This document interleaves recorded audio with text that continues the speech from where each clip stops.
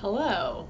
This video is going to be on the IT band, also known as the iliotibial tract. It's not actually a muscle. It's what's called a sheet of fascia. So we've talked about fascia in other videos, but fascia is connective tissue that covers muscles, bones, tendons, ligaments. It also exists inside of muscles. And the IT band is basically a sheet of it, of this connective tissue, right? That in this case, its function is stabilizing the hip and knee. So, a lot of times we hear folks say, like, my IT bands are so tight. Well, maybe they're a little, overstretched or tight in a way that doing some extra massage and stretching can be helpful, but also they need to be like a degree of tightness because they're literally like keeping things from sliding out laterally or to the side, right? Like it's an important thing to be, have some structure and some rigidity to it. That said, it can get often like pretty jumbled up with the quads and hamstrings, which we have, talked about before, so I wanted to add in a separate section just on the IT band. So again, I'm going to start by showing a picture of the IT band to give you all a better idea. Alright, so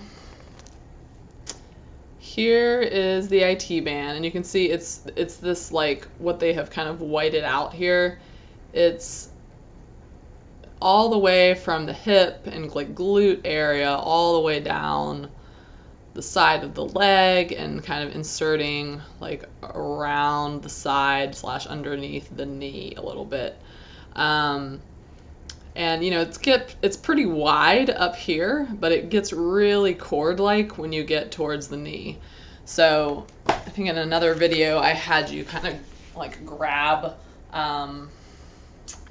your hamstrings. So you may have ended up grabbing a hamstring tendon, but you also may have ended up grabbing the lower part of the IT band, which gets really cord-like as it kind of runs along the knee.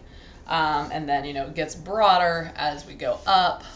But whether you're, addressing your hamstring or your IT band or your quad, like your lateral quad, like all of these things are great things to say hello to. So I don't like fuss too much on like what I'm grabbing.